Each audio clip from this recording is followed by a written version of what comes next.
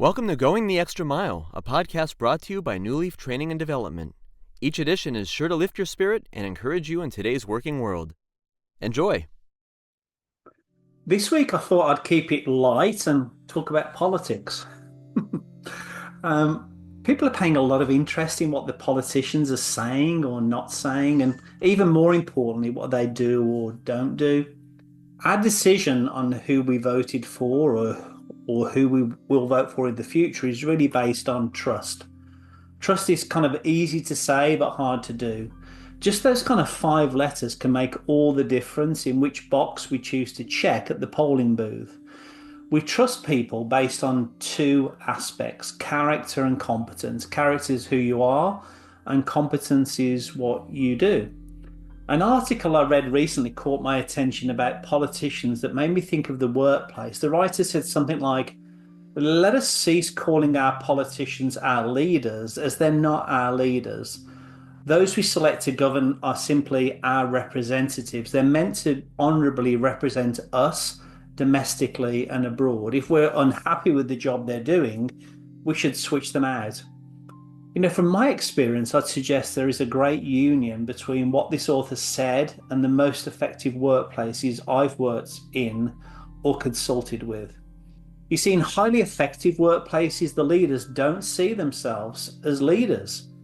They actually see themselves as representatives of the organization. It's almost like they're turning the organizational pyramid upside down. They don't govern people.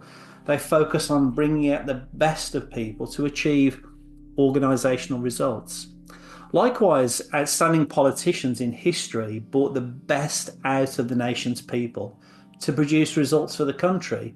These results may have been, for example, navigating through a time of economic darkness into a more prosperous period of light.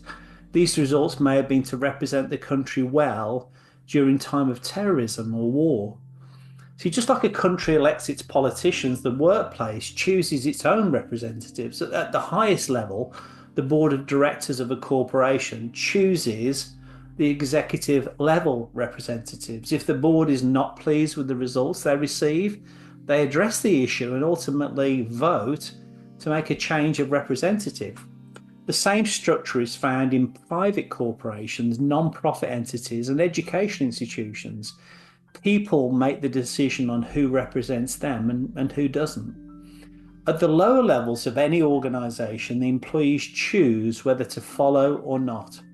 If an employee is unsatisfied with their superior, most organisations have a mechanism, often called the Human Resources Department, to speak up about the way the leader is leading. If the employee is not satisfied, they will vote with their feet, and therefore the organisation loses the economic contribution from that worker.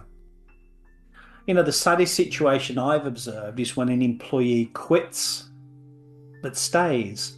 Did you catch that? They quit, but they stay. The person may stay, but really they've quit.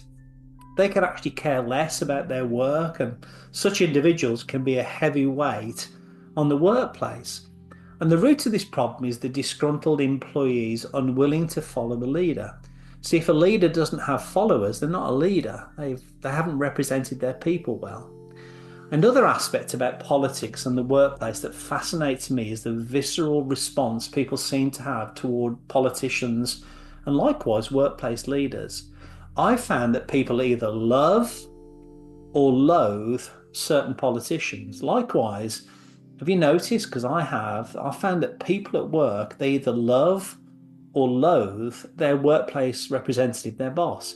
I rarely hear people say they think a politician is okay. And likewise, I rarely hear employees say their supervisor is okay. I'm no philosopher, I'm a recovering accountant, but I think there's no middle ground when it comes to whom we put our trust in. The concept is so close to our heart that it causes an innate response within us to love or to loathe. There seems to be something deep down within our very DNA that doesn't want to be judged, controlled, or told what to do and when to do it. That's why we squirm at the idea of tyrannical rule in this great experiment called the United States of America, which is also why we don't respond well to bossy bosses. May we always choose our representatives carefully, and may we remain grateful that we have the freedom to speak up about the way in which we're led as a nation or even within our workplace. And if we're a leader ourselves, may we always represent our people well.